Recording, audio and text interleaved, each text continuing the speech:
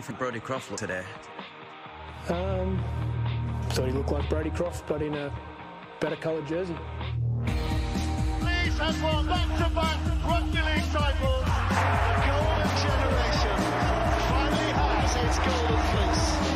No England game, it seems, is complete without a Ryan Hall try. Slaving kickoff. Kevin Sinfield. Rob Burrow. Jamie Jones Buchanan for Leeds. It's one of the most popular beards in rugby league now. There aren't many in Super League that can do that. We just want to be a great friend, and if we can all try and be a bit of a better friend from time to time, I think we have a bit of a better place to live in.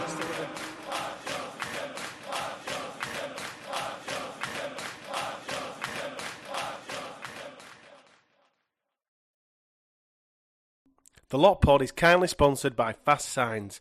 Fast Signs are an established family-run business who've been providing businesses around Leeds and West Yorkshire with effective signs and graphics for almost 30 years.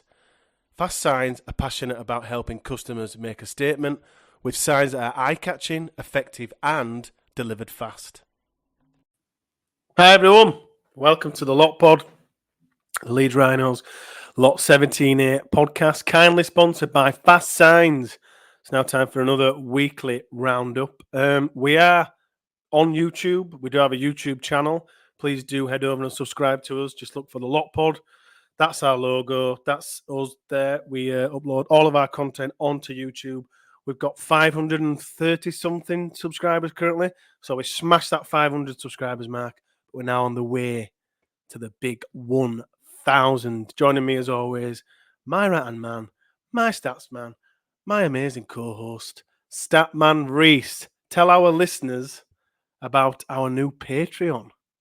Yeah, so Patreon, if everyone's not heard of it, it's an opportunity for people to contribute to channels or stuff that they listen and watch to in terms of recognition of what they do. Now, something that we were really, really keen about of this podcast is never putting anything we do behind a paywall.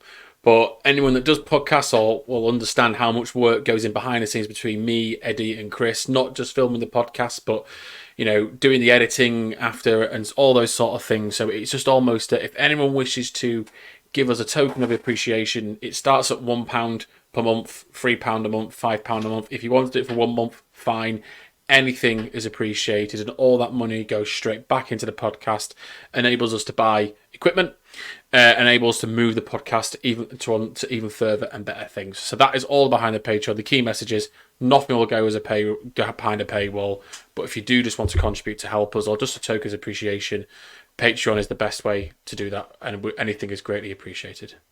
It is, and all the details will be on the pinned comment on this video and all future videos, and the details are also on X. We thank everybody that does contribute and that doesn't. We just love your engagement. We love that you're here. Weekly roundup time. First of all, Reese, it's really hot, isn't it?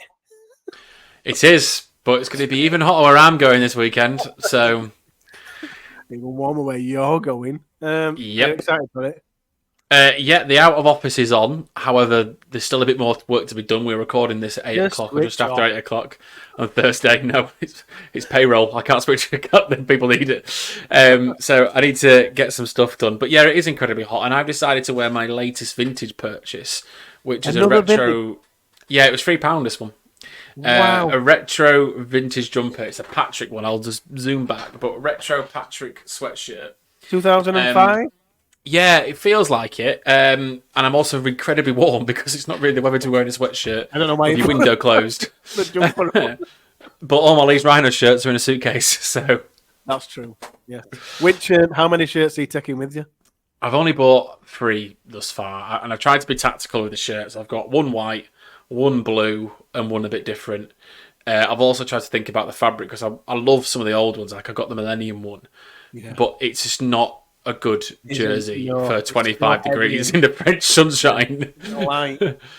Yeah, so I've tried to be a bit clever with that. Not that I'll really care once I've had a beer down me anyway. No, you'll have it off and it's on the floor and just get topless.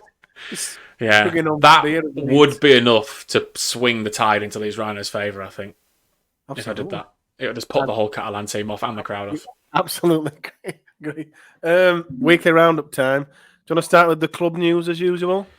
Yeah, I will do so. We've had a couple of bits of club news. One was that Kevin Sinfield's 7 in 7 in 7 documentary came out on, I think it was Monday this week. It's a pay-per-view documentary. It's priced at £9.99, but £6 of every purchase of that to watch that documentary goes to Kevin's chosen MND charities. So that was one piece of news. And on the same sort of thing, Mr. Rob Burrows celebrated 2 awards. I believe either on Tuesday night. He was actually the biggest winner of the night at I'm just looking for the name of the awards now, the Arias Awards. Rob won an award for his BBC local podcast 7. So he won Best New Podcast and also the Creative Innovative Award. So they were the 2 gold awards. He also was awarded 2 silvers for Best New Presenter and the Impact Award. So quite an evening for Mr. Burrow in that award. Still racking up those medals. Still racking up the medals as always. So really, really great. And if anyone's not listened to those podcasts, they are fantastic. And I would implore you to listen to them because it's some fantastic names and some fantastic knowledge being shared and experiences being shared. Agreed. On to the results then. So last week, the first sort of result to go through was the reserves. And the reserves did fairly well. They were at half-time, they were beating London Broncos 20 points to 6. And then found second gear and finished the game 70 points to 10. All in all, they scored 3, 5, 6, 7, 8, 9, 10, 11, 12, 13 tries. Some familiar names in those try scorers. Toby Warren was one of them. Corey Johnson got 2. There's a certain Diskin in there as well that scored a try. Another one. Harry Taylor at centre got a hat-trick, but in terms of who played in that, we saw Ned and Fergus playing. Fergus actually played on a wing, apparently, which doesn't seem right to me, according to what I'm looking at right here. But anyway, Nicholson Watton also got game time in that game as well, so well done to the reserves. The under-16s also played Bradford Bulls, and they won 6 points to 68. Again, another familiar name in that, a Jones Buchanan. From there, but that was 3, 4, 5, 6, 7, 8, 9, 10, 11, 12, 13 tries again in that game for the Rhinos. And the only other fixture this last week in the Rhinos network was the netball, who unfortunately lost 49-48 to London Pulse from there. So unfortunately, a gutting result. 1 point. So looking forward to next week. As we record right now on Thursday evening, the under-18s are playing Wakefield, so there's no point me telling you where that is and what price it is, because by the time you listen to that, the result would have happened. Friday night, Leeds Rhinos netball team plays Saracens Mavericks. Accordingly, both teams are coming into round 13. The season's starting to come to a close, but they still have a chance of making 4th place in the league standings, which is where the playoffs get into. So fingers crossed for them. Obviously on Saturday, the Rhinos play Catalans. And then on Sunday, 2 really, really big events on Sunday. The first of which, it is the second Rob Burrow Leeds Rhinos Marathon. I know Declan Jenkinson, one of the co-captains of the LDRL team, is running that. And I've shared his Just Giving page on Twitter earlier this week. So please have a look at that. And if you can contribute, please do. But good luck to anyone that is taking part in any of the runs on Sunday for that. I hope it's a little cooler in weather than what it's been this week, because that will be brutal running 22 degrees. Yeah, I mean, I did a 12k on Tuesday night, which I think I've told everyone now, in London, and that was like 20 degrees. I don't listen to this. Yeah, I'd like to say it. 12k for a fat lad is not bad. After work, especially when I got up at 5 a.m. to get to London. But as soon as I finished that run, I had a pint. I didn't even have water. I had a pint because it was that warm. Not the best. That's probably why I'm a fat lad. But yeah, obviously, hopefully the weather cools down a bit. But good luck to anyone that's doing any of the runs. And well done for any money that's being raised for all those causes. And the second big event is York Valkyrie versus Leeds Rhinos Women, a replay of last year's women's grand final. Rhinos are top of the table at the moment after comfortable wins over Huddersfield and Warrington. York are also 2 from 2, having beaten St Helens and Barrow. If anyone's lost for rugby this weekend and wants to go watch the Rhinos, I would absolutely implore you to go watch the women if you're not going to Catalan. It's at 12 o'clock at York's tidy little stadium. On the website, you can buy tickets under visiting fans here for there. It's unallocated seating. It's 15 quid. And if you do go, you'll also get to watch the 1895 Cup semi-final between York and Sheffield as well. So an afternoon in the sun at York, watching 2 good games of rugby league, one of which the best team in the Leeds Rhinos network at the moment.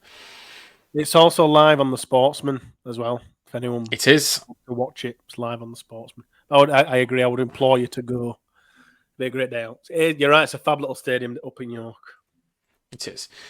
So on to round 11, where the table at the moment is that the top 6 are all on the same points, and somehow we are only 2 points behind. From that. It's technically second somehow in 7th, which is bizarre. Which shows how good Super League is, by the way. I think that's such a great advertisement. Yeah. I'm not going to comment on that second post.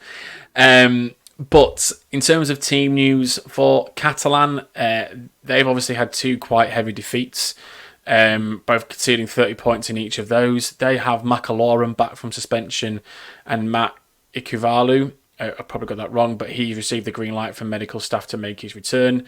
They are still missing Paul Seguier and Ben Garcia, and there's also a couple of names missing out in that squad, like Jordan Desiree, as well as one that I sort of picked out from there. So that's the Catalan team news. The Rhinos team news is a bit makeshift, Eddie. A tad. I mean, who's left?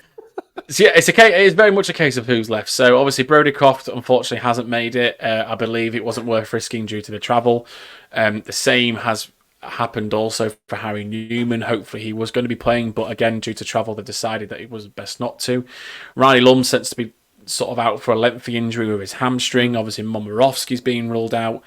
So in total, that's Newman, Croft, Lum, Momirovski, Donaldson, Holroyd, Bentley, Gannon and Fussy Tua that are all missing for the Rhinos.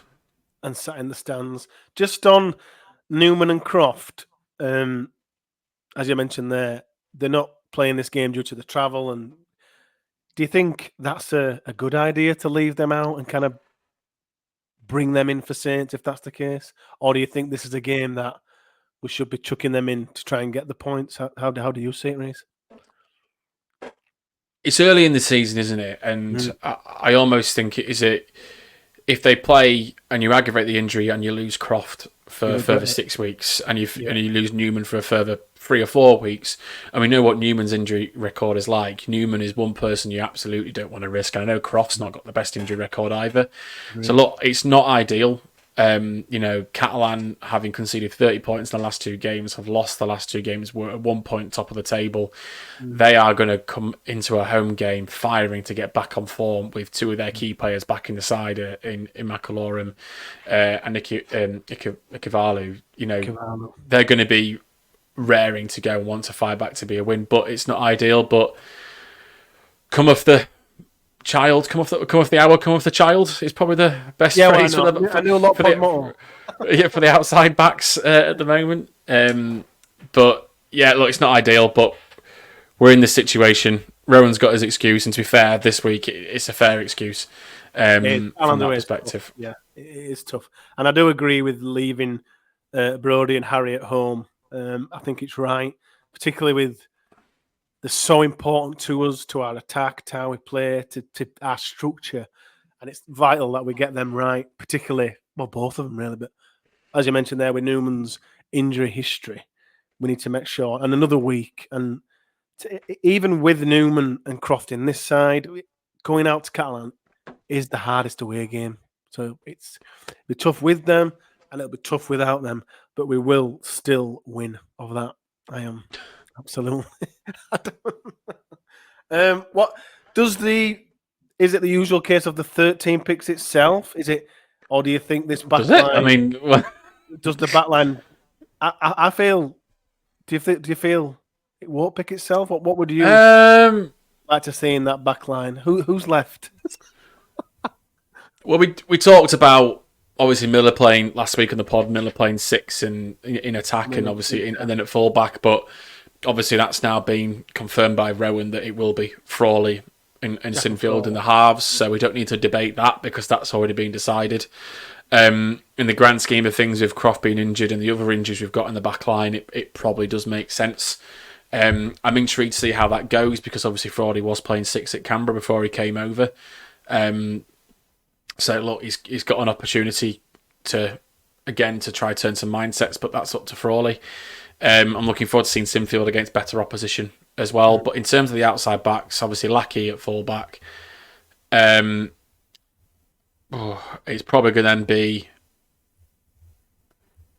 I'm trying to think who the winger's going to be. Obviously, one winger's going to be Ash. Centres are probably going to be Martin and Roberts. Yeah. With McCormack on the wing. That's exactly one, maybe. Yeah. I think, you know what, I'm gutted for Riley Lum in all this. Oh, absolutely. Because the opportunity that he had after they created for himself after that stunning game against Hull, and then to get injured in the first carry, which I still think is really strange to get injured in your first carry. But he probably would have started for the rest of the year, I think. But absolutely, I agree with that. But now, in terms of Next man up. Exactly. So Ned McCormack comes in now, does something similar, or gets to run of games and becomes, and then Ned McCormack's the next off the conveyor belt, and Riley Lum's like, Jesus, that were me. That, which is it's sport and it's tough, but similar to what we said for the whole game about a younger winger coming in, and that happened to be Riley. Ned, now's your chance. Yeah, and look, this is probably one of the toughest games to get you first starting. Yeah. Catalan away. Baptism of fire, right? That atmosphere, good side. Two of the best wingers in Super League. In previous years. Yeah, me cheering, and they go, yeah, certainly won't be in this sweater. I'll tell you that. But yeah, look, it's baptisms of fire, but you rise to the occasion. And we've just got look. I think we've got to be realistic, and that I'm in the rowing out. I'm in the rowing out department, but I think any coach and any team would struggle with that amount of injuries in the outside backs against a team in Catalan, which is where I think when it comes to when we play the game, we really have to. The one game this year that we've actually won up the middle was against Catalan at home. Yeah, and I'm hoping that the pack can take inspiration from that. They've done it before, because I think that's where, as always, the game will be won and lost. But I think even more so on Saturday, it'll be really important that pack outperforms Catalan, because otherwise the backs are going to struggle. Yeah, agreed. Just on Jack and Frawley, big game from Frawley required here. I know that sounds a bit of a stupid question, but and is it could he play himself back into the side from? I'm kind of seeing this as Matt's in for one game, because I think Brodie and Jack are going to be there for Saints. But is this an opportunity, you think, Reece, for Matt Frawley to show us what he can do at 6? Big game, and then Rowan's got another dilemma of Croft, Frawley, Sinfield for Saints and beyond. Frawley's never going to replace Croft. So look, Croft is out and out leagues better. So I don't think there's any competition for the 6th shirt. I think Frawley, in a way, is probably competing to win his shirt back when Brodie's fit, and to be in that 7th shirt, albeit he'll be playing a different role. But I think it's an opportunity for him to. I think it's always going to be Matt's always going to have the opportunity every game to try turn people's heads, and give it. And he's unfortunately had time, and he's not quite turned anyone's head just yet. So it'd be I don't want it to be a competition between Frawley and Sinfield on the pitch, because we need them to be working in synergy together for us to win the game. But I don't think there's any competition for Frawley with the 6th shirt. I think really if he improves vastly, and Sinfield doesn't have a good game, then there's an argument that he takes the 7th shirt back.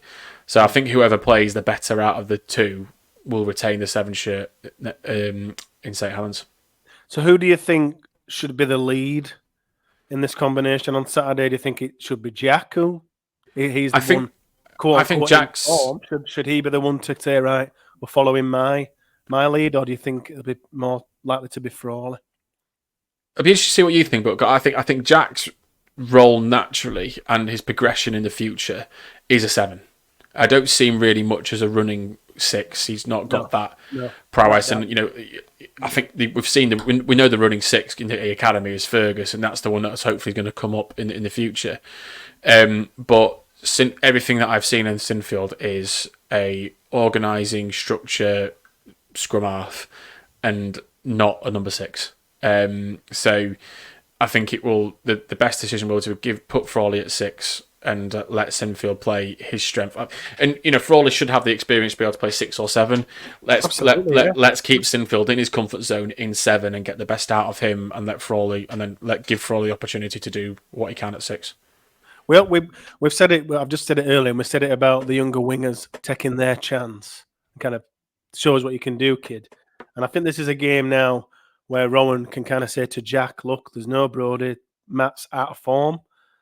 This is your side now." Shows for this game, similar to the Cass game last year when it was awesome. Last game of and he kind of said, "Look, this is me. This is what I can do. I need more game time next year, as in this year."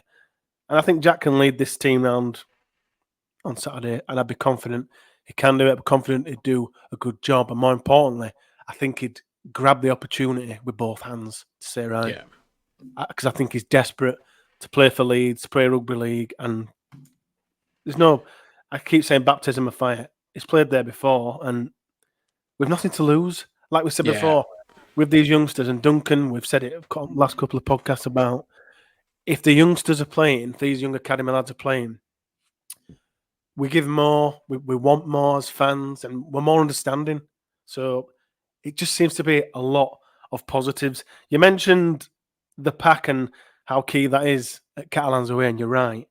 What kind of pack and bench would you like to see for this one? Would you like to see the bench stacked out with forwards, or would you just throw Edgell on there? Or I just think with the recent injury stuff we've had, like it seems sensible to leave her back on the bench, because nearly in every game for the last 3 games we've had an injury in the back line, and the one game that we didn't, we just got absolutely shafted in the second half, in the Huddersfield game. So I'd be tempted to leave Edgell on. I think Edgell offers really good utility cover at fullback, winger, centre, and he's a confident young lad, so I would keep him on. Unfortunately, that might mean that there is one less forward, and the forwards might have to do bigger stints in hot weather in the south of France.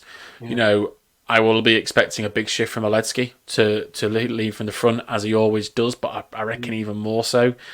My feelings on Tom Nicholson-Watton, and that the fact that he should probably be starting in that 10 shirt ahead of Justin Sangare, but I don't see that changing.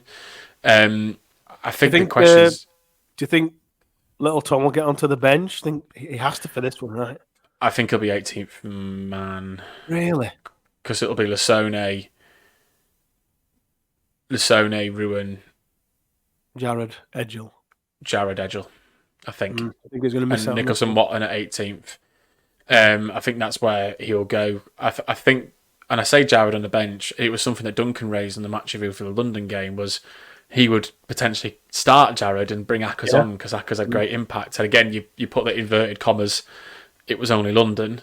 I would hope that Ackers could take confidence in the fact that I would want Ackers to start this game. Yes, he had a really good game. He came off the bench, and that was great impact. But I would want him to be continuing that form from the start in a game where I think we're going to really need the experience at hooker. But I mean, Jared's also a great defensive unit as well that brings on energy as well. So Jared's got his advantages that comes onto the pitch as well. I do think we don't think we lose much with either. I know they've got different qualities, and Ackers has probably got more of a kicking game, so they do bring different qualities. But I do agree with you. Ackers has to start this game. He has to be, leading from the front. I want to see more of what we're doing at London again. Hoping that's built his confidence. Kicking from dummy half, he has some great kicks from dummy half. Exactly. To be kicking and kind of assisting and helping the two halfbacks there. So do you think? I kind of agree with you in that I think Rowan will pick Ruin. But for me, it's a Tom Nicholson-Watton game.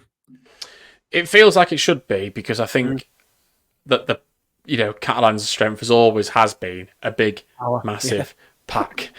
And that hasn't changed. It's a Steve McNamara way, isn't it? And, there's always going to be a bit grubby, a bit up front, a bit, It's a James Bentley game. I know we said it on the... Yeah. He's already out there. He's already out there living it up, but it was this is the perfect James Bentley game, particularly with McAlorum coming back. He's the one to wind them up, get in the faces. Well, that semi-final in 2022. The qualifier for the semi-final, sorry. Yeah, the perfect performance. And we could do that again. Do you think there's anyone... But yeah, I agree, though. Tim Nicholson-Morton should be on the bench ahead of Ruin, and I like Ruin, but I think we need whereas Ruin's in this transition of a prop second row, what is he again? What am I? Tom Nicholson-Morton should be in the 70s. He should be starting, but he at least should be on the bench to bulk up the prop usage in this game, because it's going to be warm, it's going to be hot, people are going to be tired. We need to rotate those props in and out more than we normally do. Yeah, and I kind of hope that we don't live to regret that reviewing the game back, thinking, yeah, we were a prop light. Ruined 7 minutes. Didn't particularly do it for us. Anything else before we head to the prediction? I don't think so. No, I think it was nice to see Ben Littlewood and Jack Smith. Actually, I think it was one of his first times in the 21. But he's obviously not travelling because Leeds Rhinos Foundation tweeted that he was in the shop on something on Saturday with Morgan Gannon. Morgan Gannon. So he's obviously not coming. For you, Jack. But yeah, no. Look, it's going to be a difficult game, I think. But a lot of it rests on the forwards for me.